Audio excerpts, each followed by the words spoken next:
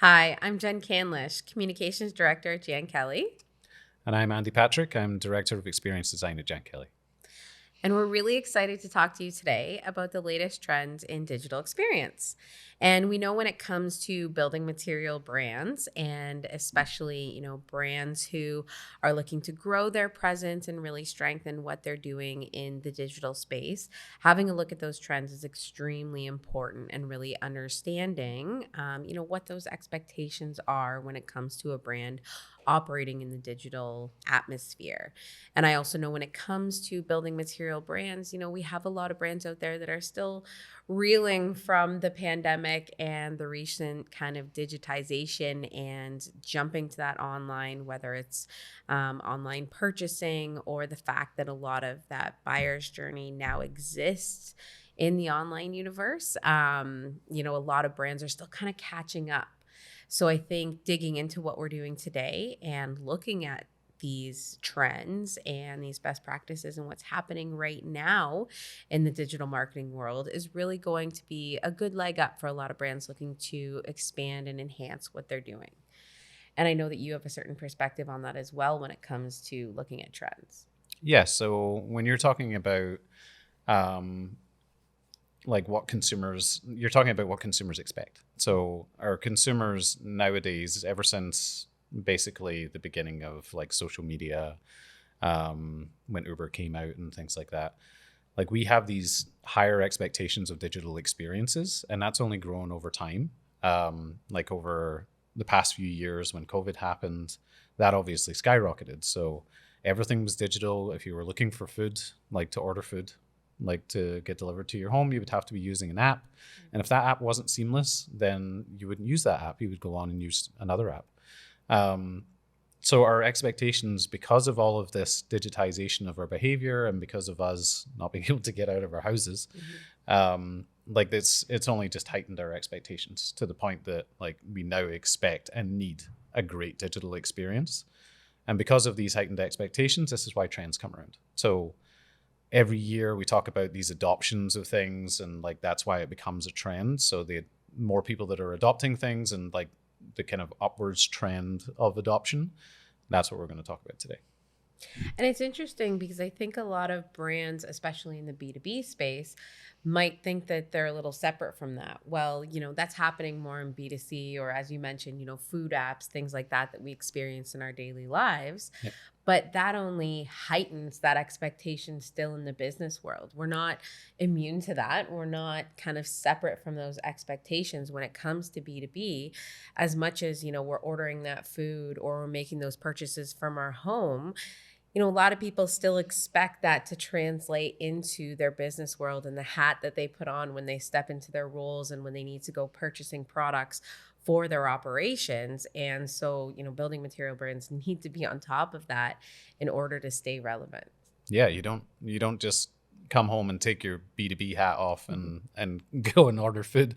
Like we're all still humans. We all have our own human expectations, and that just bleeds over into the business world, and the days of us being able to say, oh, it's a business interaction, it's a business website, it's not expected to be as great. Like that gap is very much closing if it's not closed. Absolutely. Well, I agree. So let's jump into the trends and let's see, what's happening in this world of digital experience. Sure. So our first trend that we wanted to talk about was chatbots. So chatbots, they've been around for a long time. We all know what a chatbot is. Our mind isn't boggled by this, but as I said, this is an expectation trend. So we should know what a chatbot is by now. So if we think about chatbots, they are going to only grow in adoption when it comes to business websites. Business Insider is saying 80% of big business companies are going to have a chatbot of some sort on their website, be that, a live chat or like an AI powered kind of thing. There's a varying scale there. When we talk about chatbots, that is, at its essence, like it usually is a robot. And when we say robot, that's like either AI driven or something you've kind of predetermined answers for.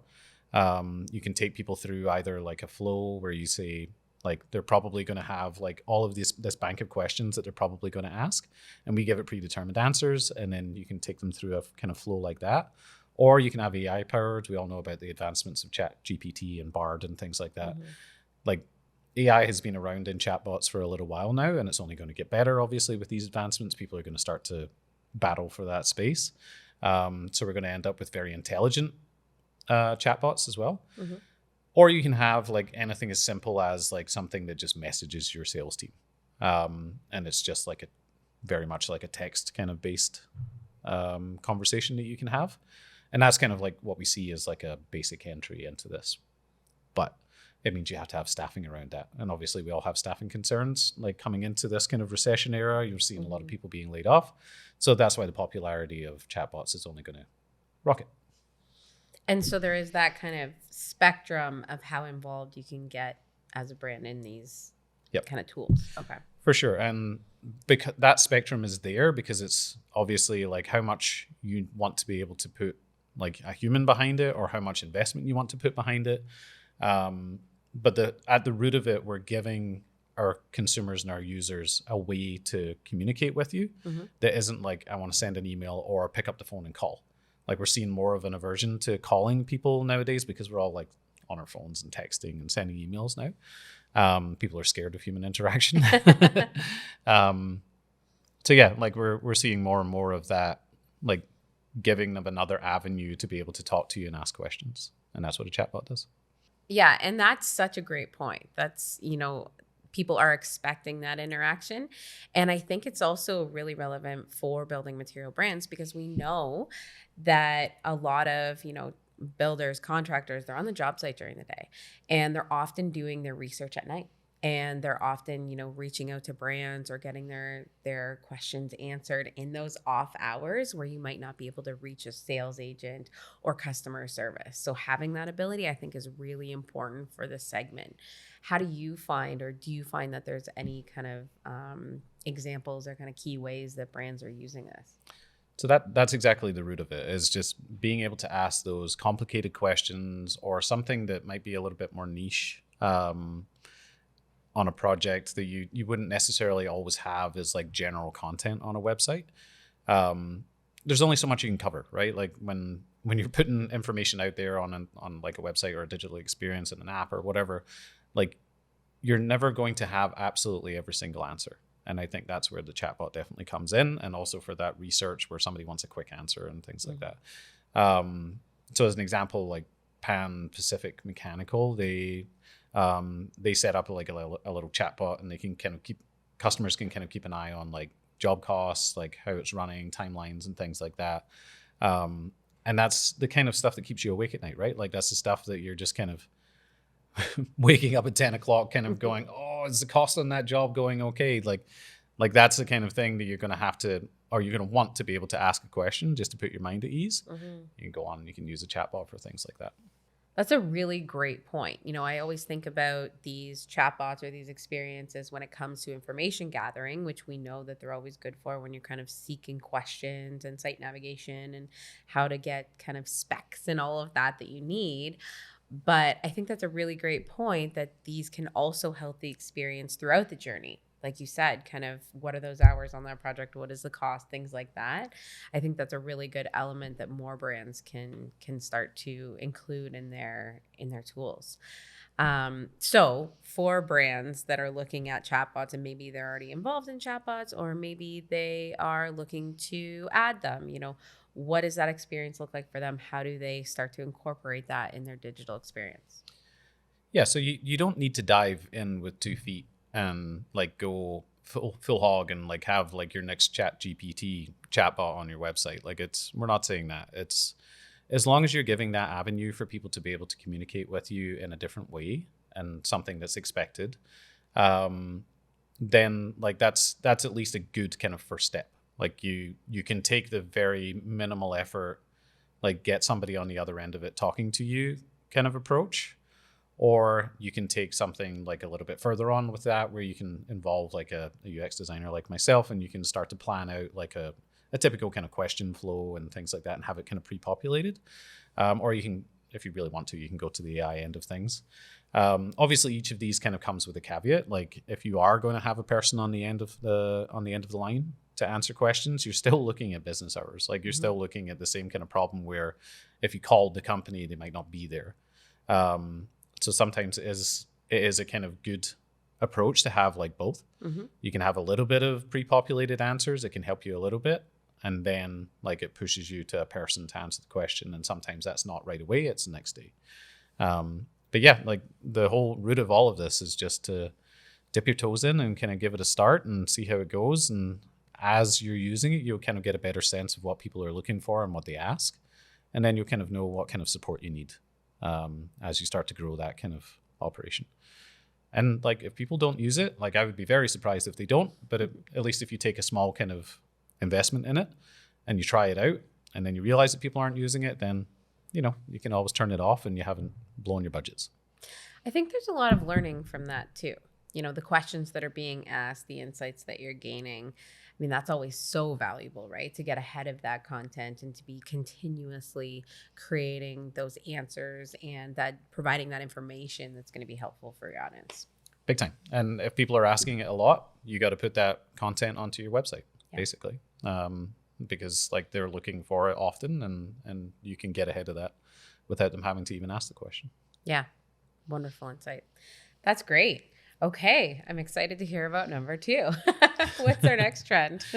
So next trend is personalization.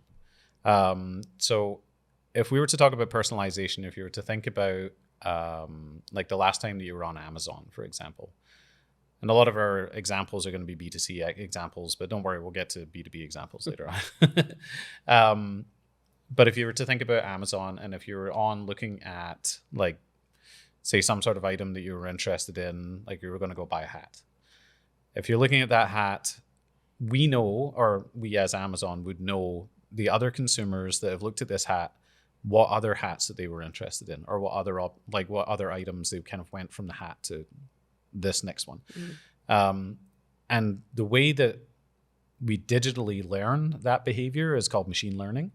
So it uses AI and like it learns, it basically learns like what people are doing and what kind of like typical behaviors they have, so that then you can use that behavior to serve up something personalized to that person, where it's like, we think this would be great for you because you're interested in this, and like in the past you bought this and other people like this were interested in that, so here's some things that are great for you.